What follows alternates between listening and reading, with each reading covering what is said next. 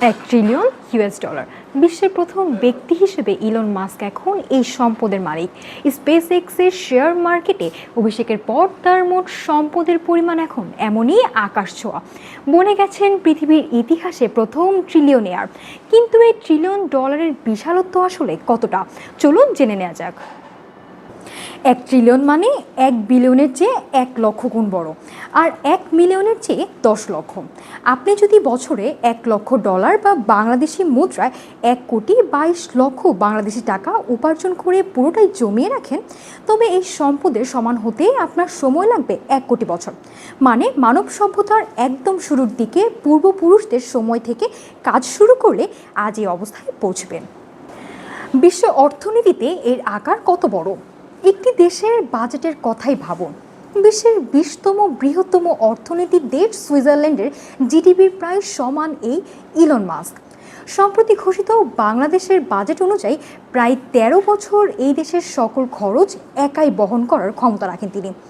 এবার অন্যভাবে ভাবুন, যদি ইলন মাস্ক পুরো পৃথিবীর প্রতিটি মানুষকে সমানভাবে $1 ট্রিলিয়ন ভাগ করে দেন, তবে পৃথিবীর 8.2 বিলিয়ন মানুষের প্রত্যেকে পাবেন প্রায় $122 বা 15,000 টাকা করে। যদি প্রতি সেকেন্ডে $1 করে গুনতে শুরু করেন, তবে $1.1 ট্রিলিয়ন পৌঁছাতে আপনার সময় লাগবে প্রায় 35,000 বছর। এটা সেই সময়কার কথা যখন পৃথিবীতে উল্লি ম্যামথদের রাজত্ব ছিল।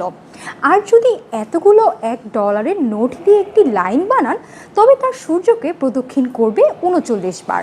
তবে বিপুল সম্পদের বিপরীতে দাঁড়িয়ে আছে পৃথিবীর চরম বাস্তবতা। একদিকে যখন এক শ্রেণীর মানুষের সম্পদ রেকর্ড ভেঙে দিচ্ছে, অন্যদিকে পৃথিবীর কোটি কোটি মানুষ অনাহারে দিন কাটাচ্ছে। বিশেষজ্ঞরা বলছেন এই অর্থের সামান্য অংশই চাইলে বিশ্বজুড়ে ক্ষুধার সমস্যার সমাধান করে দিতে পারে বহু বছরের জন্য।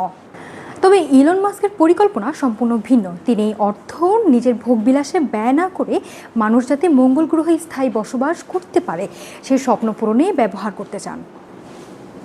এত বিপুল পরিমাণ অর্থ কি একজন মানুষের সত্যিই থাকা উচিত, নাকি এটি বর্তমান বিশ্ব অর্থনীতি ব্যবস্থার বড় কোনো ত্রুটি? কমেন্টে জানান আপনার মতামত।